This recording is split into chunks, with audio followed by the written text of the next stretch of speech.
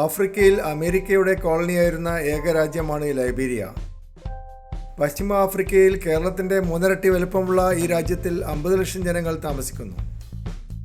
ആഫ്രിക്കക്കാർ കണ്ടമാനം അമേരിക്കയിലേക്ക് കുടിയേറുന്നത് തടയുവാൻ വേണ്ടി ആഫ്രിക്കയിൽ തന്നെ അവർക്ക് ആധുനിക സൗകര്യങ്ങളോടെ ജീവിക്കാനുള്ള ഒരു രാജ്യമുണ്ടാക്കുക എന്ന ലക്ഷ്യത്തോടെയാണ് അമേരിക്ക ലൈബീരിയ കോളനിവൽക്കരിക്കാൻ തുടങ്ങിയത്. പല രാജ്യങ്ങളിലുള്ള ആഫ്രിക്കൻ അടിമകളെ ലൈബീരിയയിലേക്ക് മാറ്റിപ്പാർപ്പിക്കുകയും അമേരിക്ക ചെയ്യുകയുണ്ടായി. അമേരിക്കയുടെ കോളനിയായി മാറിയ ലൈബീരിയയിൽ ജനങ്ങളുടെ പൂർണ്ണമായ പിന്തുണ കൈക്കലാക്കുവാൻ അമേരിക്കയ്ക്ക് സാധിച്ചില്ല.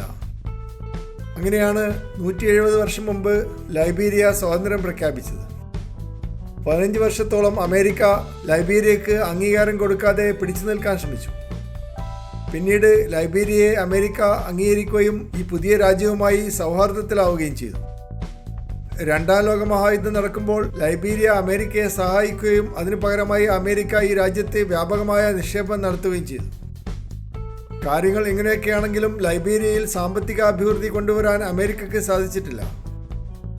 എന്ന് മാത്രമല്ല, അമേരിക്കയെ മാത്രം ആശ്രയിച്ച് കഴിയുവാൻ ഈ രാജ്യത്തിന് സാധിക്കാത്തതുകൊണ്ട് അടുത്ത കാലത്തായി വലിയ നിലയിലുള്ള ചൈനീസ് നിക്ഷേപം ഇവിടെ ഉണ്ടായിട്ടുമുണ്ട്. അഴിമതിയും ആഭ്യന്തര യുദ്ധവുമാണ് ലൈബീരിയയെ അലട്ടുന്ന സാമൂഹ്യ പ്രശ്നങ്ങൾ. ചെറിയ രാജ്യമാണെങ്കിലും 3500ഓളം കപ്പലുകൾ ഈ രാജ്യത്ത് രജിസ്റ്റർ ചെയ്തിട്ടുണ്ട്. കപ്പലുകൾ രജിസ്റ്റർ ചെയ്യാനുള്ള നിയമങ്ങൾ ഏറ്റവും ഉദാരമാക്കിയ രാജ്യങ്ങളാണ് ലൈബീരിയയും പനാമയും മാർഷൽ ഐലൻഡ്സും. അതുകൊണ്ടാണ് പല കപ്പൽ വ്യവസായികളും കടലാസ് പണികൾ കുറക്കാൻ വേണ്ടി ലൈബീരിയയിൽ പോയി രജിസ്റ്റർ ചെയ്യുന്നത്. 85% ക്രിസ്ത്യാനികളും 12% മുസ്ലിങ്ങളുമാണ് ലൈബീരിയയിൽ താമസിക്കുന്നത്. മൺറോവിയ നഗരമാണ് തലസ്ഥാനം. 16 ലക്ഷം ജനങ്ങൾ തലസ്ഥാനത്ത് താമസിക്കുന്നു. മനോഹരമായ ഒരു കടൽത്തീര നഗരമാണ് മൺറോവിയ. അമേരിക്കയുടെ രാഷ്ട്രപതി ജെയിംസ് മൺറോയുടെ സ്മരണക്കായാണ് ഈ നഗരത്തിന് മൺറോവിയ എന്ന് പേരിട്ടത്. 4 കിലോമീറ്റർ നീളവും 4 കിലോമീറ്റർ വീതിയുമുള്ള ഈ കൊച്ചു നഗരത്തിൽ രാജ്യത്തെ ജനങ്ങളിൽ 1/3 ഭാഗം ജനങ്ങളും താമസിക്കുന്നു. ധാരാളം അമേരിക്കക്കാരും യൂറോപ്പുകാരും വരികയും പോവുകയും ചെയ്യുന്നതുകൊണ്ട് പാശ്ചാത്യ മാതൃകയിലുള്ള സൂപ്പർ മാർക്കറ്റുകൾ ഇവിടെയുണ്ട്. അമേരിക്കൻ ഫാസ്റ്റ് ഫുഡ് സംസ്കാരം ഇവിടെ വ്യാപകമായി സ്വീകരിക്കപ്പെട്ടിട്ടുണ്ട്. പാശ്ചാത്യ മാതൃകയിലുള്ള റെസ്റ്റോറൻറ്റുകൾ ധാരാളമുണ്ടെങ്കിലും അവ ചെലവേറിയതാണ്. ലെബനീസ് റെസ്റ്റോറൻറ്റുകളും ലൈബീരിയൻ റെസ്റ്റോറൻറ്റുകളുമാണ് താരതമ്യേന ചെലവ് കുറഞ്ഞ ഭക്ഷണശാലകൾ. മൺറോവിയ നഗരത്തിലെ ഡയാന റെസ്റ്റോറൻറ്റ് മികച്ച ലഞ്ചും ഡിന്നറും നൽകുന്നു. ലെബനീസ് സാൻഡ്വിച്ചുകളും ഫലാഫലും ഇവിടെ കിട്ടും.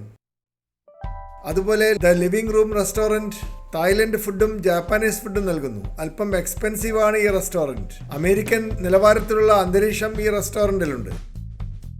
അതുപോലെ Saj house restaurant outdoor seating ഉള്ള ഒരു ലെബനീസ് എസ്റ്റാബ്ലിഷ്മെൻ്റ് ആണ്. രംഗോളി റെസ്റ്റോറൻറ്റ് മികച്ച ഇന്ത്യൻ ഭക്ഷണം നൽകുന്നു. ബർഗേഴ്സ്, പിസ്സ എന്നിവയ്ക്ക് പേരെടുത്തിട്ടുണ്ട് രംഗോളി റെസ്റ്റോറൻറ്റ്. അതുപോലെ മമ്പ പോയിന്റ് ഐക്യരാഷ്ട്ര സഭയുടെ ഓഫീസിൻ്റെ അടുത്താണ്.